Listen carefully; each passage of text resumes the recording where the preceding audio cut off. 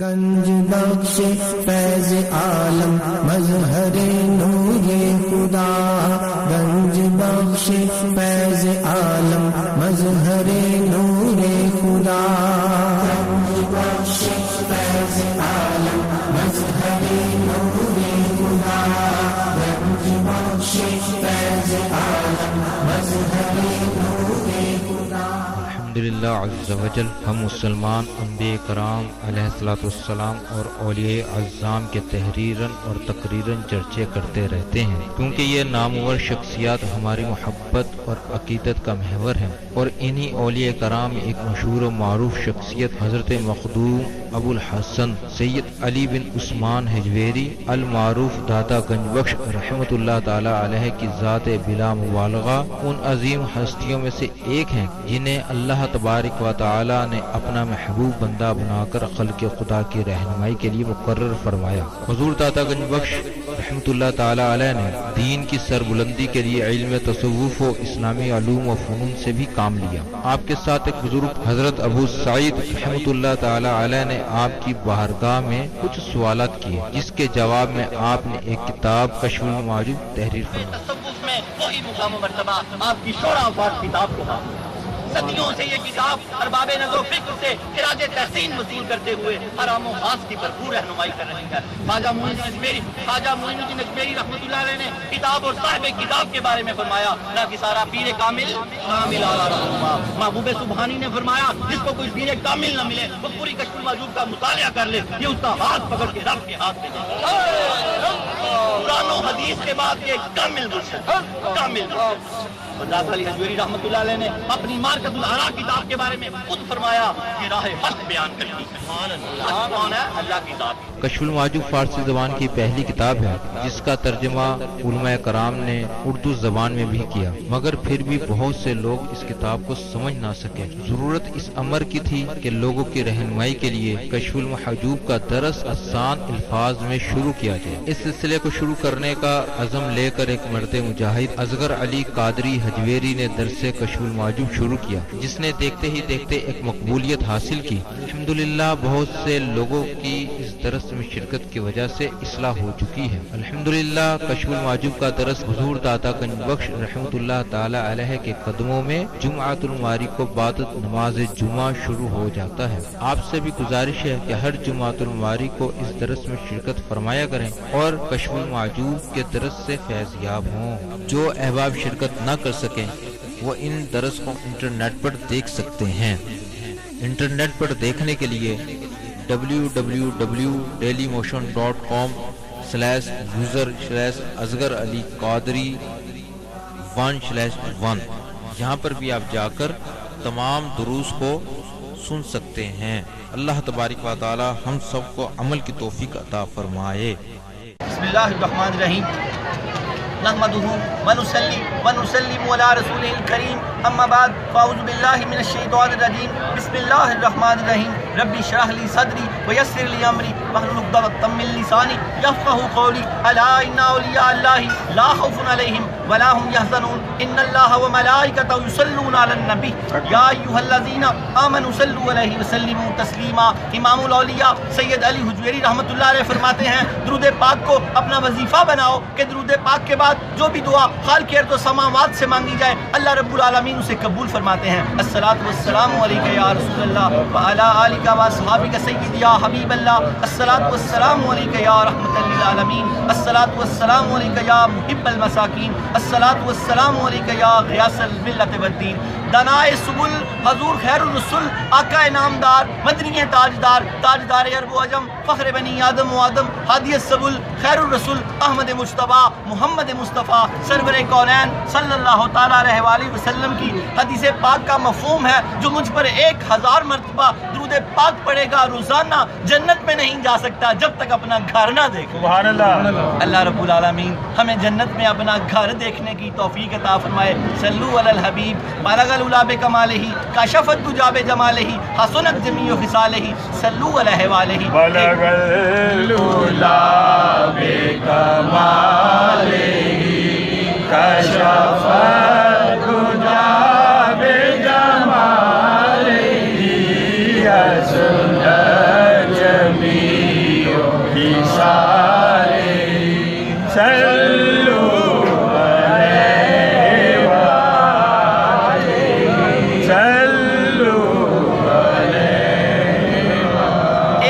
مرتبہ مکمل اور 1000 مرتبہ صلو علیہ وآلہ پڑھ کے حضور کی بارگاہ میں تحفہ پیش کر دیں تو دیکھیں پھر گنبد خضرا کے مکین آپ کو کیا کیا تحفے اللہ نعرہ تکبیر، نعرہ رسالت، نعرہ رسالت، نعرہ حیدری، نعرہ غوثیہ، نعرہ حجویریہ، سبحان اللہ۔ انٹرنیٹ کشف ٹی وی اور ڈی وی ڈی کے ذریعے درس کشف المحجوب دیکھنے والے ناظرین اور تمام حاضرین کو 27 اپریل 2018 10 شعبان المعظم 1439 ہجری جمعہ مبارک۔ جمعہ سید الایام ہے، حضور نے اس کو دنوں کا سردار کہا، جمعے کو عید کا دن کہا۔ اس کی مبارکیں دیا کریں فجر کے بعد، اکثر فجر کے بعد مسجدوں میں درود و سلام ہوتا ہے، اکثر ہوتا ہے۔ اللہ رب العالمین ہمیں حضور پر زیادہ سے زیادہ درود پاک پڑھنے کی توفیق عطا فرمائے۔ شعبان المعظم کا بڑا برکت والا مہینہ ہے، یہ شب بارات، شب معراج، یہ اس لیے ہے کہ ہم رمضان کی تیاریاں کر لیں، ہم رمضان کی تیاریاں کر لیں کہ آگے اللہ رب العالمین کا برکتوں والا مہینہ آ رہا ہے۔ حضور سرور کائنات نے فرمایا رجب اللہ کا مہینہ، شعبان حضور سرور کائنات کا مہینہ اور رمضان میری امت کا مہینہ ہے۔ یہ تینوں مہینے بڑے برکت والے ہیں۔ اللہ رب العالمین ہمیں ان مہینوں کی قدر و منزلت کرنے کی توفیق عطا فرمائے۔ ہمارے ایام 20 کے روزے پیر، منگل، بدھ کا بن رہا ہے اور بدھ کی شب برات ہے۔ منگل کی رات کو آپ شب بیداری کریں گے تو آگے جو بدھ ہوگا اس کا روزہ وہ شب رات کا ہے۔ حضرت عائشہ صدیقہ رضی اللہ تعالی عنہ سے روایت ہے، حضور غوث پاک اپنی کتاب بنیۃ الطالبین میں اس حدیث پاک کو روایت کرتے ہیں کہ حضور جب روزہ رکھتے، سیدہ عائشہ صدیقہ فرماتی ہیں جب شعبان میں آپ روزے رکھتے تو پھر مسلسل رکھتے جاتے کہ رمضان کے مہینے کے علاوہ وہ تو پورے ہیں نا، اس مہینے میں سب سے زیادہ حضور روزہ رکھا کرتے تھے۔ تو پوچھا کہ یا رسول اللہ اس میں آپ روزہ کیوں رکھتے ہیں؟ تو حضور سرور کائنات نے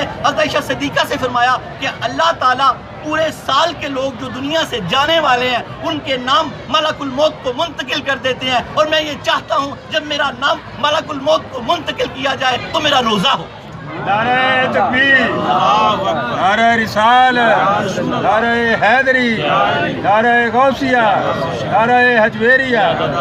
تو یہ بدھ کا روزہ، ویسے تو پیر، منگل، بدھ یہ ایام بیس کے روزے ہیں تو یہ رکھیں سارے، ورنہ بدھ کا ضرور رکھیں کہ اللہ رب العالمین پھر آپ کو تھوڑی پریکٹس ہو جائے گی آگے رمضان۔ جو یہ روزے رکھ لیتا ہے وہ انشاءاللہ رمضان کے رکھ ہی لے گا کیونکہ عاشق ہے نا، عاشق ہوئی عشق کوامی دل رکھی وانگ پہاڑا ہوں، لکھ بدیاں تے ہزار علامے جانی باغ بہارا ہوں، منصور سے چک سولی دیتے جڑے کا واقف کل اسرارا ہوں، سجدیوں سر نہ چاہیں باہو باوے کافر کہن ہزارا ہوں۔ عاشق سوئی حقیقی جڑا قتل مشوق دے مننے، سر نو جوڑے مکھ نہ موڑے باوے 100 تلواراں کھنے، سچا عشق حسین دا باہو سر دیتے تے راز نہ بننے، راز نہ بننے۔ آگے یہ سارا سلسلہ عشق ہے، روزہ عشق ہے۔ اگر آپ کو اللہ سے عشق نہیں ہے تو آپ روزہ نہیں رکھ سکتے۔ عشق ہوتا ہے تو یہ بندہ تپش برداشت کرتا ہے، عشق کے ساتھ عشق کا ہی جوڑ ہوتا ہے۔ بلے شاہ تے کچھ بھی نہیں سجدا جتھے عشق نے لایا ڈیرا، اگ تے عشق یک برابر پر عشق دا سیک بدھیرا، اگ تے ساڑے ککھ تے تیلے پر عشق ساڑے تن میرا، بلے شاہ تے کچھ نہیں سجدا جتھے عشق نے لایا ڈیرا۔ پھر نہیں سمجھ آتی، پھر تو روزہ 8 پیرا بھی ہو تو پرواہ نہیں ہوتی، 8 پیرا بھی ہو تو پرواہ نہیں ہوتی، پھر تو بس اس کی پرواہ ہوتی ہے، پیروں کی پرواہ نہیں ہوتی۔ اللہ رب العالمین ہمیں روزہ رکھنے کی توفیق عطا فرمائے، پیروں کی پرواہ نہیں ہوتی۔ اللہ رب العالمین ہمیں یہ شب برات کا روزہ، کچھ لوگ سارا سال اللہ کی بندگی نہیں کرتے اور سمجھتے ہیں کہ شب برات ہی کافی ہے، ایسا بھی نہیں ہے، اور کچھ لوگ اس کی اصلیت سے انکار کر دیتے ہیں، ایسا بھی نہیں ہے۔ میانہ روی اختیار رکھیں، اللہ رب العالمین ہمیں دنیا اور آخرت میں بھلائی کی توفیق عطا فرمائے۔ آج ہمارا درس نمبر 221، موضوع سہلی مکتبہ فکر اور انسان کی حقیقت۔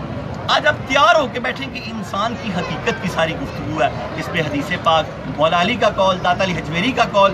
اس کو یوں سمجھیں کہ اس کے 2 پارٹ کیے ہیں داتا علی حجویری رحمۃ اللہ علیہ۔ پہلے پارٹ میں ساری گفتگو انسان کی معرفت کی ہے، اس کو یوں سمجھے آپ کہ انسان نکلتا تو خدا کی تلاش میں ہے لیکن خود کو پا لیتا ہے۔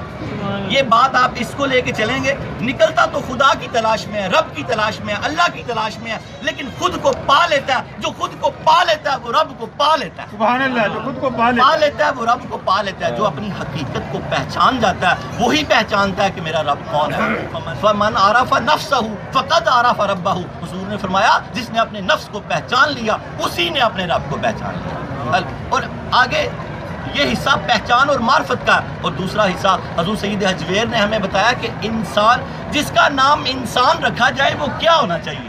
مرکبات پہ گفتگو ہوئی ہے، آپ نے 4 لوگوں کی حوالوں کو رد کیا۔ پہلے ایک گروہ نے حوالہ دیا کہ انسان صرف روح کا نام ہے اور یہ اس کا ڈھانچہ ہے جس کے اندر روح ہے۔ حضور فیض عالم نے اس کو رد فرمایا۔ حضور فیض عالم نے فرمایا روح تو پھر جانوروں میں بھی ہوتی ہے، کیا ان کو بھی انسان کہا جا سکتا ہے؟ ان کو انسان نہیں کہا جا سکتا۔ وہاں جان کہتے ہیں، ہے یہ سارا کن فیکون روح کا جو سسٹم ہے، ان کو جان کہا گیا۔ آپ نے فرمایا یہ انسان کے لیے کافی نہیں ہے کہ اگر وہ روح ہی ہو تو وہ انسان ہے۔ پھر آگے دوسرے گروہ نے یہ حوالہ دیا کہ انسان جسم اور روح کا مرکب ہے۔ آپ فرماتے ہیں یہ بھی حوالہ غلط ہے، انسان جسم اور روح کا مرکب نہیں ہے، اگر ان کو علیحدہ کر دیا جائے تو پھر انسان ختم ہو جائے گا۔ آپ پھر تیسرا حوالہ یہ دیا، اس کا آپ نے رد کیا۔ تیسرا حوالہ یہ دیا لوگوں نے کہ انسان دل کا نام ہے۔ آپ نے فرمایا اگر کسی انسان کو قتل کر کے اس کا دل باہر نکال دیا جائے تو پھر بھی وہ انسان ہی رہتا ہے۔ پھر چوتھا حوالہ لوگوں نے یہ دیا کہ انسان سر ہے، اللہ کا راز ہے۔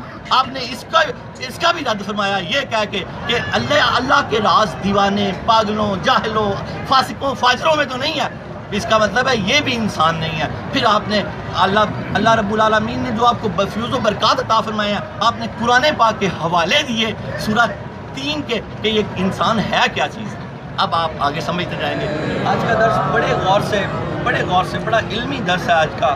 انسان کی معرفت اور انسان کے مرکبات پہ ساری گفتگو ہے، اور کچھ تھوڑا سا طویل ہے کہ میں آہستہ آپ کو سمجھاتا جاؤں گا تو انشاءاللہ تعالیٰ آپ سمجھ جائیں گے۔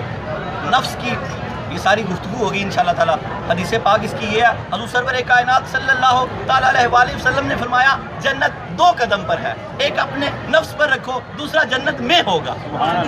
تو نفسانی خواہشات کا جب تک ہم مقابلہ نہیں کریں گے ہم جنت کو اپنا گھر نہیں بنا سکتے۔ اللہ رب العالمین ہمیں اس کو سمجھنے کی توفیق عطا فرمائے۔ شجرہ نسب حضرت داتا گنج بخش علی حجویری بن سید عثمان بن سید علی بن سید عبد الرحمن بن سید شاہ شجاع بن سید ابو الحسن علی بن سید حسین اصغر بن سید زید بن سید امام حسن رضی اللہ تعالیٰ عنہ بن سید علی المرتضیٰ بن ابو طالب بن عبد المطلب بن ہاشم حضرت داتا گنج بخش علی حجویری رحمۃ اللہ علیہ کا سلسلہ نسب 8 واسطوں سے حضرت علی المرتضیٰ رضی اللہ تعالیٰ عنہ سے ملتا ہے۔ آپ والد ماجد کی طرف سے حسنی سید ہیں، والدہ ماجدہ سیدہ طیبہ طاہرہ کی طرف سے حسینی سید ہے، اور حضور پاک سے آپ ہاشمی سید ہیں۔ 3 نسبتیں ہیں حضور فیض عالم سید علی حجویری رحمۃ اللہ علیہ کے دادا علی المرتضیٰ رضی اللہ تعالیٰ عنہ۔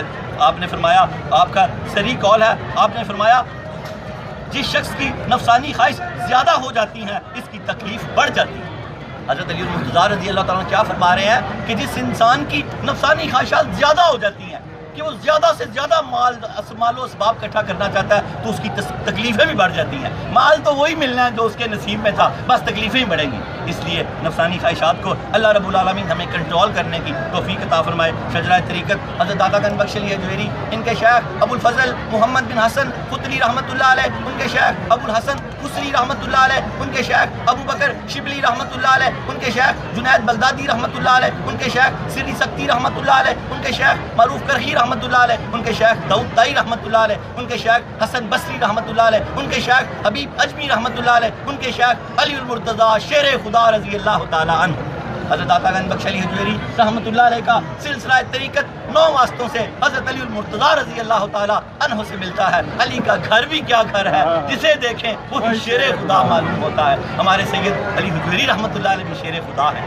حضرت داتا علی حجویری رحمۃ اللہ علیہ کا ذریع قول آپ فرماتے ہیں جو شخص اپنی عبودیت کی معرفت حاصل کر لیتا ہے کہ اپنے بندہ ہونے کی معرفت حاصل کر لیتا ہے کہ میں بندہ ہوں، وہ اپنے پروردگار کی ربوبیت کی معرفت بھی حاصل کر لیتا ہے کہ وہ میرا رب ہے، کہ وہ میرا رب ہے۔ ہم نے یہ معرفت سید علی حجویری فرما رہے ہیں، ہم نے یہ معرفت حاصل کرنی ہے کہ ہم عبودیت ہیں، ہم عبد ہیں، ہم اللہ کے بندے ہیں۔ جب ہمیں پتہ لگ گیا کہ ہم اللہ کے بندے ہیں تو پھر ہمیں پتہ لگ جائے گا کہ وہ ہمارا رب ہے۔ وہ ہمارا رب ہے. آپ کا بہت خوبصورت ذریعہ قول ہے کتاب اور صاحب کتاب کے بارے میں. جماعت صوفیہ میں جو مقام و مرتبہ قدرت السالکین، زبدۃ العارفین، حجت الکاملین، سند الواصلین، مظہر علوم خفیہ والجلیہ حضرت سیدنا علی بن عثمان المعروف داتا گنج بخش علی حجویری رحمۃ اللہ علیہ کو حاصل ہے. کتب تصوف میں وہی مقام و مرتبہ آپ کی شرافہ کتاب سے کو حاصل ہے. صدیوں سے یہ کتاب ارباب نظر و فکر سے خراج تحسین وصول کرتے ہوئے حرام و خاص کی بھرپور رہنمائی کر رہی ہے. بزرگوں نے اس کتاب کی بے حد تعریفیں کی ہیں اور فرمایا کہ حضور فیض عالم نے ساری کی ساری کتاب میں موتی پرو دی ہیں، لیکن جو 12 مکاتبہ ذکر کا فکر 12 مکاتبہ فکر کا ذکر کیا، کتاب کو 4 چاند لگا دیے. کتاب کو 4 چاند لگا دیے ہیں. اس میں سے آج ہم 6واں مکتبہ فکر پڑھ رہے ہیں. 12 مکاتبہ فکر اور ان کے مذاہب یعنی طریقے، جس میں سے 2 کو آپ نے مسترد کیا اور 10 کو مقبول لکھا. ان 10 مقبول مکاتبہ فکر میں اگرچہ مجاہدے، ریاضت، عمل میں اختلاف ہے، لیکن توحید اور شریعت کے بنیادی اصولوں پر سب ایک دوسرے سے متفق ہیں. یہ 10 بڑے گروہ فروع میں تو اختلاف ہے، اصل میں اختلاف نہیں کرتے.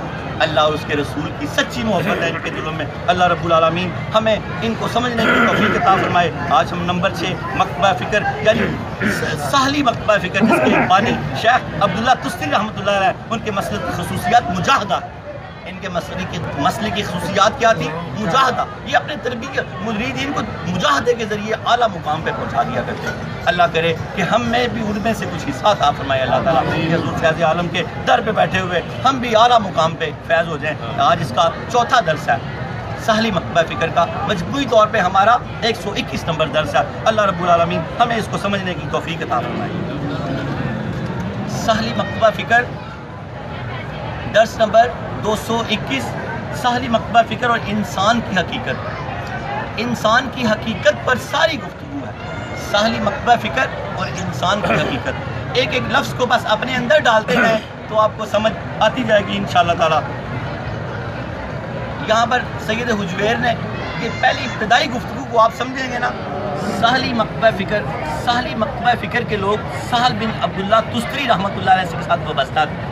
تو حضور فیض عالم نے ان کو ساحلی لکھا ہے. ساحلی مکتبہ فکر اور انسان کی حقیقت درس نمبر 221. انسان کی حقیقت کے بارے میں اہل علم نے گفتگو کی ہے کہ اس اسم کا اطلاق کس پر کیا جاتا ہے، یعنی انسان کس کو کہا جاتا ہے.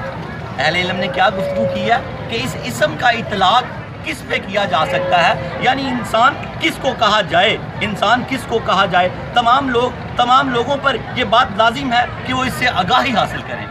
سید حجویر کی باتیں شروع ہو گئی ہیں. آپ کیا فرما رہے ہیں کہ تمام لوگوں پر یہ بات لازم ہے کہ وہ اس سے آگاہی حاصل کریں کہ انسان ہے کیا چیز.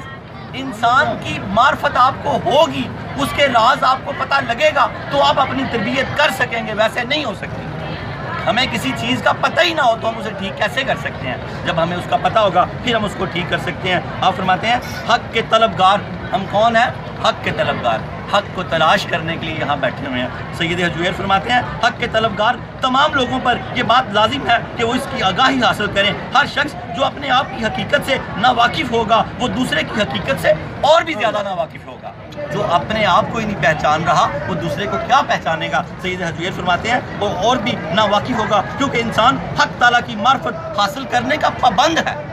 انسان کو اللہ نے پابند کیا کہ تو میرے بارے میں جان، میری معرفت حاصل کر. سید حجویر فرماتے ہیں کیونکہ انسان حق تعالیٰ کی معرفت حاصل کرنے کا پابند ہے، اس لیے اسے اپنی ذات کی معرفت بھی حاصل کرنی پڑے گی اور کرنی چاہیے. اگر اپنی ذات کی معرفت حاصل کرے گا تو پھر آپ کی معرفت کو پائے گا. فرماتے ہیں پھر اپنی ذات کی معرفت حاصل ہونی چاہیے تاکہ وہ اپنے وجود کے حادث ہونے. آپ فرماتے ہیں تمام لوگوں پر یہ بات لازم ہے کہ وہ اس سے آگاہی حاصل کریں. ہر شخص جو اپنے آپ کی حقیقت سے ناواقف ہو وہ دوسرے کی حقیقت سے اور بھی زیادہ ناواقف ہوگا، کیونکہ انسان حق تعالیٰ کی معرفت حاصل کرنے کا پابند ہے. اس لیے اپنی ذات کی بھی معرفت حاصل ہونی چاہیے تاکہ وہ اپنے وجود کے حادث یعنی ختم ہونے کے علم کے ذریعے حق تعالیٰ کے وجود کے قدیم ہونے یعنی ہمیشہ رہنے کی شناسائی حاصل کر لے. جب وہ اپنی ذات کو پہچان جائے گا کہ میری ذات کیا ہے، حادث ختم ہونے والی، تو پھر وہ پہچان جائے گا کہ میرے رب کی ذات کیا ہے، قدیم یعنی ہمیشہ رہنے والی. اب اس بات کی سمجھ آئی؟ ہمیشہ رہنے والی اپنی ذات کی شناسائی حاصل کر سکے گا اور اپنے وجود کو فانی ہونے کا علم، اپنے وجود کے فانی ہونے کے علم کے ذریعے حق تعالیٰ کے باقی ہونے کا علم حاصل کر لے گا. جب اس کو پتہ لگ جائے گا کہ میرا وجود فانی ہے تو اس کو یہ پتہ لگ جائے گا کہ میرا رب باقی ہے۔ آگے آپ فرماتے ہیں اس بارے میں قرآن پاک کی نص موجود ہے، جیسا کہ ارشاد باری تعالیٰ ہے وَمَن يَرْغَبُ عَن مِّلَّةِ إِبْرَاهِيمَ إِلَّا مَن سَفِهَ نَفْسَهُ، سورہ بقرہ آیت نمبر 130۔ ابراہیم کے دین سے صرف وہ شخص منہ پھیرے گا جو اپنے آپ سے ناواقف ہے۔ قرآن نے کیا کہا؟ سید حجویر نے اس کا حوالہ دیا، ابراہیم علیہ السلام کے دین سے صرف وہی شخص منہ پھیر موڑے گا جو اپنے آپ سے ناواقف ہے، یا اس نے خود کو بیوقوف بنایا ہوا ہے کہ اس نے علم حاصل ہی نہیں کیا، اس نے خود کو بیوقوف بنایا ہوا ہے۔ سید حجویر فرماتے ہیں یہاں آپ کو بیوقوف بنانے، اپنے آپ کو یہاں بیوقوف بنانے سے مراد یہی ہے کہ وہ اپنے آپ سے ناواقف ہے، تبھی اس نے اپنے آپ کو بیوقوف بنایا کہ وہ اپنے آپ سے واقف نہیں ہے۔ سید حجویر فرماتے ہیں ایک بزرگ نے یہ بات بیان فرمائی، من جہل نفسہ فہو بالغیر اجہل، جو شخص اپنے آپ سے ناواقف ہوگا وہ دوسروں سے اور بھی زیادہ ناواقف ہوگا۔ اپنی ذات کی معرفت جب تک ہمیں حاصل نہ ہو جائے ہم دوسروں کی معرفت حاصل، یعنی کہ ہم رب کی معرفت حاصل نہیں کر سکتے۔ سید حجویر فرماتے ہیں نبی کریم صلی اللہ تعالیٰ علیہ وآلہ وسلم کا فرمانے عالی شان ہے، من عرف نفسہ فقد عرف ربہ، جو شخص اپنے آپ کو پہچان لیتا ہے وہ اپنے پروردگار کو پہچان لیتا ہے۔ جس نے اپنے آپ کو پہچان لیا کہ میں کیا ہوں، پھر وہ اپنے رب کو بھی پہچان لیتا ہے۔ سید حجویر فرماتے ہیں یعنی جو شخص اپنے آپ کے فانی ہونے کی معرفت حاصل کر لیتا ہے وہ اپنے پروردگار کے باقی ہونے کی معرفت بھی حاصل کر لیتا ہے۔ یہاں یہ مفہوم بھی ہو سکتا ہے جو شخص اپنے آپ کو کم تر ہونے کی معرفت حاصل کر لیتا ہے وہ اپنے پروردگار کی غالب و برتر ہونے کی معرفت حاصل کر لیتا ہے۔ یہاں یہ مفہوم بھی ہو سکتا ہے جو شخص اپنی عبودیت یعنی بندہ ہونے کی معرفت حاصل کر لیتا ہے وہ اپنے پروردگار کی رب ہونے کی معرفت بھی حاصل کر لیتا ہے، کہ اسے پتہ لگ جاتا ہے کہ میں کیا ہوں۔ فرماتے ہیں اپنے پروردگار کی ربوبیت کی معرفت یعنی رب ہونے کی معرفت بھی حاصل کر لیتا ہے۔ لیکن جو شخص خود کو نہیں پہچانتا، ہر چیز کی پہچان سے بے خبر رہتا ہے، سید حجویر فرماتے ہیں جو خود کو نہیں پہچانتا ہر طرح کی خبر سے وہ بیگانہ رہتا ہے۔ آپ فرماتے ہیں لیکن جو شخص خود کو نہیں پہچانتا ہر چیز کی پہچان سے بے خبر رہتا ہے، اس سے مراد انسانیت کی معرفت یعنی پہچان ہے۔ یہ ساری باتیں پیچھے کیا ہوئی ہیں کہ انسانیت کی معرفت اور پہچان کیا ہے، کہ وہ خود کو پہچان لے۔ اگر وہ خود کو پہچان لے گا تو اپنے رب کو پہچان لے گا۔ اللہ کرے کہ ہم خود کو پہچان لیں۔ آگے آپ فرماتے ہیں یہ معرفت والی مکمل ہوئی۔ آگے یہ 4 چیزیں آ رہی ہیں اب کہ لوگوں نے کہا کہ یہ روح ہے، آپ نے اس کا رد کیا، آپ نے فرمایا کہ یہ انسان کو ایسی کوئی پہچان نہیں ہے کہ یہ چیز اندر ہو تو ہم اس کو انسان کہیں گے، یہ نہ ہو تو ہم اس کو انسان نہیں کہیں گے۔ بڑی خوبصورت آگے گفتگو ہے، اس کو سمجھتے جائیں۔ آپ فرما رہے ہیں، آپ نے فرمایا اور اس کے بارے میں لوگوں کے درمیان اختلاف پایا جاتا ہے، یعنی انسان کے بارے میں یہ اسم کس پر اطلاق کرتا ہے، انسان کیا ہے، اس کے بارے میں سید حجویر فرماتے ہیں لوگوں میں اختلاف پایا جاتا ہے۔ گروہ نمبر 1 4 گروہ کی گفتگو کیا، پھر 4 کا آپ نے رد کیا، پھر 5ویں پہ جگہ پہ جا کے آپ نے قرآن کی آیات دی ہیں اور بتایا کہ اللہ نے انسان کو کس طرح بنایا اور انسان کیا چیز ہے۔ آج آپ نے یہ سمجھ کے اٹھنا ہے کہ انسان کیا چیز ہے، کس کا مرکبات ہے۔ چلیں نمبر 1 گروہ اس بات کا قائل ہے انسان روح کے علاوہ اور کچھ نہیں ہے، یہ جسم اس کے لیے ذرہ ڈانچے یا اس کے ٹھکانے اور آرام گاہ کی حیثیت رکھتا ہے تاکہ طبیعت خلل اندازی سے محفوظ رہے، عقل اور حس اس کی صفات ہیں۔ ایک گروہ نے کیا کہا کہ یہ صرف روح ہی ہے، یہ صرف ڈھانچہ اس کا۔ سید حجویر اس کا انکار فرما رہے ہیں۔ امام الاولیاء سید علی حجویری فرماتے ہیں تاہم یہ قول غلط ہے، اس کی وجہ یہ ہے جب روح انسان کے جسم سے نکل جاتی ہے اسے اس وقت بھی انسان کہا جاتا ہے۔ بڑے غور سے کہ جب روح انسان کے جسم سے نکل جاتی ہے اسے اس وقت بھی انسان کہا جاتا ہے۔ یہ نام انسان کے مرنے کی وجہ سے اس سے ختم نہیں ہوتا، یعنی کہ وہ مر جائے تو یہ نہیں ہے کہ وہ انسان ہی ختم ہو گیا، وہ رہتا پھر بھی انسان ہے۔ جب وہ ختم نہیں ہو جاتا، جب انسان زندہ ہوتا ہے زندہ انسان کہا جاتا ہے، اور جب وہ انتقال کر جاتا ہے تو اسے مردہ انسان کہا جاتا ہے۔ پھر یہ بات بھی ہے جانوروں میں بھی جان موجود ہوتی ہے۔ اگر جان یا روح سے ہی صرف انسان کہا جائے تو پھر جانوروں کو بھی انسان کہا جائے گا، لیکن ایسا نہیں ہے۔ آپ فرماتے ہیں جانوروں میں بھی جان موجود ہوتی ہے، انہیں کوئی بھی انسان نہیں کہتا۔ اگر انسان صرف روح کا نام ہو تو جہاں روح موجود ہو وہ سب انسان کہلائیں، کیونکہ ایسا نہیں ہے۔ اس سے یہ ثابت ہو جاتا ہے ان لوگوں کا نظریہ غلط ہے۔ ایک نظریہ آپ نے رد کر دیا سید حجویر نے کہ جو کہتے ہیں کہ انسان صرف روح ہے۔ آپ نے فرمایا انسان صرف روح نہیں ہے، روح نہیں ہے۔ دوسرا گروہ بعد دیگر افراد اس بات کے قائل ہیں کہ انسان روح اور جسم دونوں کا مجموعہ ہے. کہ بعض لوگ اس چیز کے قائل ہیں، سید عالم حضور فیض عالم فرما رہے ہیں کہ روح اور جسم کا مجموعہ ہے. آپ نے فرمایا ایسے بھی نہیں ہے، اگر ان دونوں کو علیحدہ علیحدہ کر دیا جائے تو پھر انسان کہاں جائے گا. آپ فرماتے ہیں حضور سید فیض عالم فرماتے ہیں اگر ان دونوں میں سے کسی ایک کو دوسرے سے جدا کر دیا جائے تو یہ نام ساکت ہو جائے گا. جیسے کسی گھوڑے کے جسم پر سیاہ اور سفید دونوں رنگ اکٹھے ہوں تو اسے ابلک کہا جاتا ہے. یہ آپ نے مثال دی ہے، کہا جاتا ہے. لیکن یہ رنگ اگر ایک دوسرے سے الگ ہو جائیں تو ان میں سے ایک سیاہ گھوڑا کہلائے گا اور دوسرا سفید گھوڑا کہلائے گا. اس پر ابلک کا اطلاق باقی نہیں رہے گا. اسی طرح اگر آپ فرما رہے ہیں کہ اگر ان کی بات کو مان لیا جائے کہ دونوں اکٹھے ہو جائیں تو انسان بن جاتا ہے، تو اس طرح اگر یہ علیحدہ علیحدہ ہو جائے تو پھر انسان ختم ہو جائے گا. آپ نے فرمایا، آپ سید حجویر فرماتے ہیں لیکن یہ نظریہ بھی غلط ہے، کیونکہ اللہ تعالیٰ نے ارشاد فرمایا هل اتى على الانسان حين من الدهر لم يكن شيئا مذکورا، سورہ دہر آیت نمبر 1. کیا انسان پر کبھی وہ وقت نہیں آیا جب وہ کبھی قابل ذکر چیز بھی نہیں تھا، پھر بھی اس کو انسان کہا گیا. ابھی وہ اپنے وجود میں آیا ہی نہیں تھا، ابھی اس کے اندر روح پھونکی بھی نہیں گئی تھی، کوئی چیز نہیں تھی اس کی. تو اللہ پاک نے قرآن میں فرمایا کیا انسان پر کبھی وہ وقت نہیں آیا جب وہ کبھی قابل ذکر چیز بھی نہیں تھا. یہاں آدمی کی بے جان ہستی کو انسان قرار دیا گیا ہے. سید علی حجویری فرماتے ہیں یہاں آدمی کی بے جان ہستی کو انسان قرار دیا گیا ہے، حالانکہ ابھی جان کا جسم کے ساتھ پیوند نہیں لگا تھا. ابھی جان کا جسم کے ساتھ پیوند نہیں لگا تھا، پھر بھی اللہ تعالیٰ نے اس کو انسان کہا. آپ تیسرا آپ فرماتے ہیں، سید عالم فرماتے ہیں لیکن یہ نظریہ بھی درست نہیں ہے. اس کی وجہ یہ ہے، نمبر 3 بعض افراد یہ کہتے ہیں، دو والا مسئلہ حل ہو گیا. آپ نے فرمایا کہ یہ اور پہلے کیا فرمایا خالی روح والا بھی نہیں ہو سکتا، تو پھر فرمایا روح اور جسم جوڑ کے بھی اس کو انسان نہیں کہا جا سکتا، کیونکہ اللہ تعالیٰ نے ابھی نہ روح بنی تھی نہ جسم بنا تھا، تو اللہ نے ابھی جسم نہیں بنا تھا تو اللہ تعالیٰ نے اس کو انسان کہہ کے مخاطب کیا تھا. یہاں آدمی کی بے جان ہستی کو انسان قرار دیا گیا ہے، حالانکہ بھی جان کا جسم کے ساتھ پیوند نہیں لگا تھا.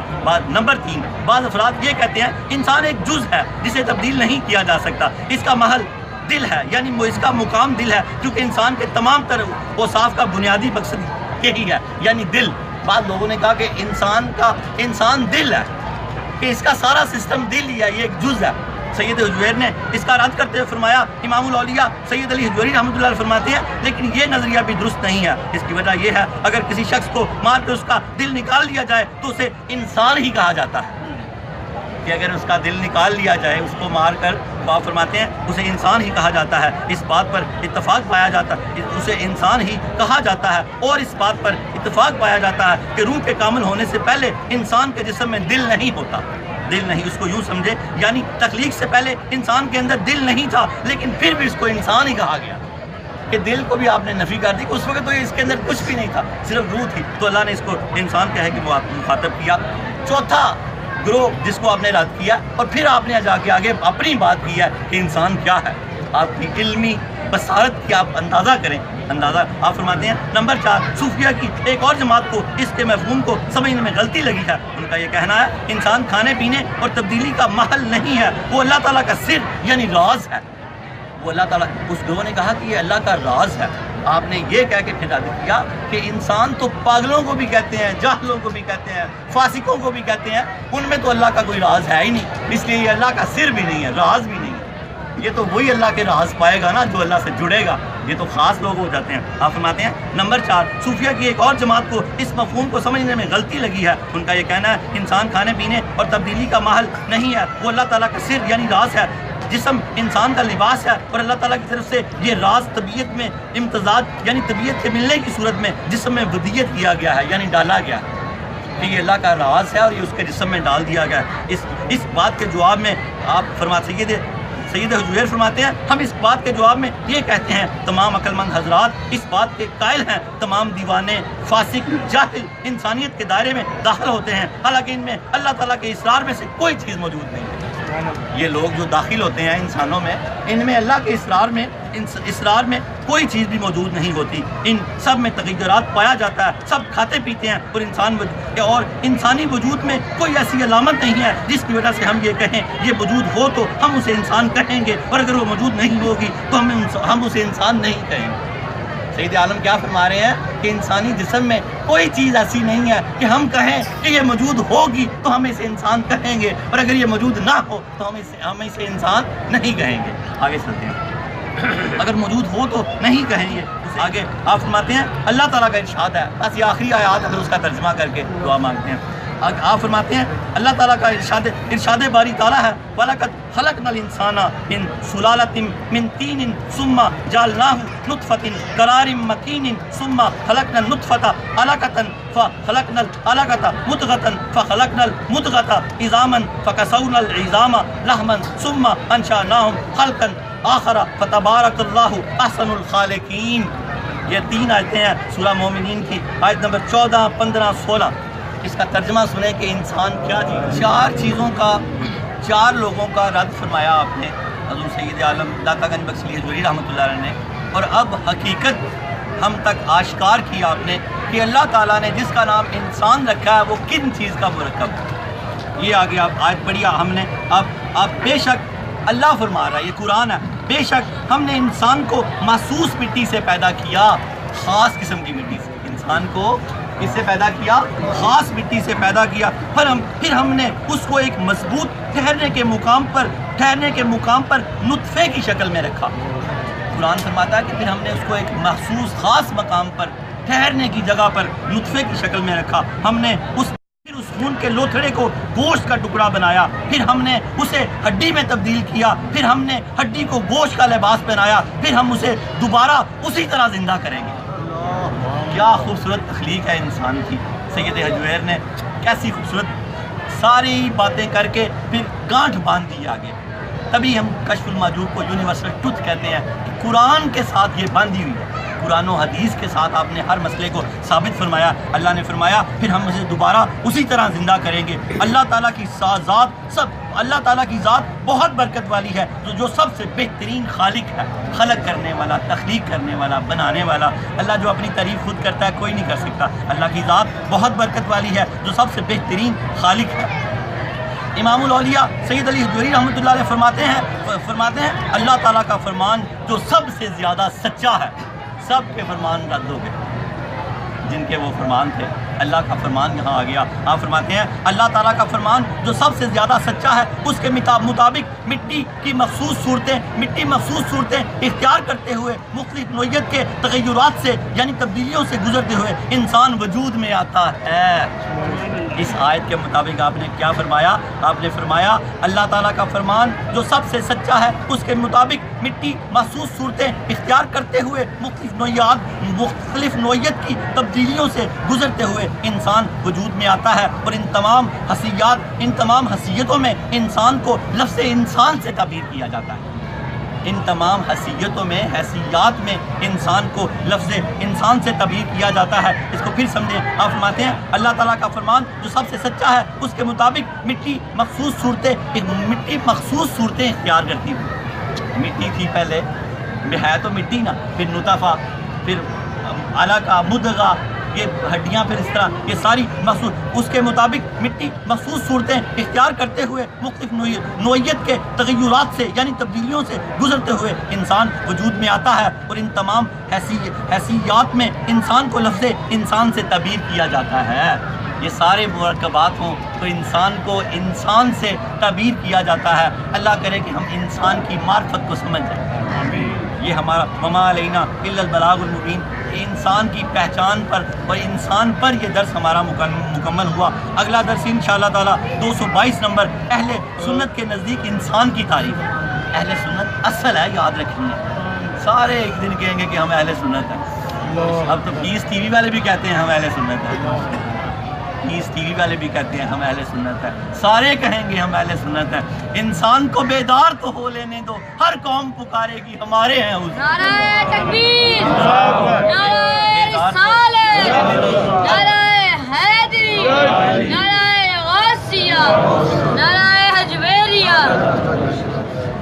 آج کے سارے درس سے اس کو یوں سمجھیں، پڑھ عالم فاضل ہوئوں کدی اپنے آپ کو پڑھے آئے۔ اپنے آپ کو پڑھنا ہے ہم نے، کس کو پڑھنا ہے؟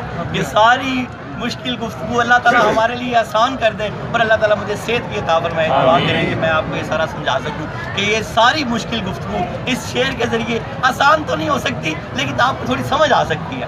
پڑھ عالم فاضل ہوئے کدی اپنے آپ نو پڑھیا ہی نہیں، ہائے ہائے پج وڑنا ہے مندر مسیتی، کدی اپنے من وچ وڑیا ہی نہیں، کدی اپنے من وچ وڑیا ہی نہیں۔ ایویں روز شیطان نال لڑنا، ایویں روز شیطان نال لڑنا، کدی اپنے نفس نال لڑیا ہی نہیں۔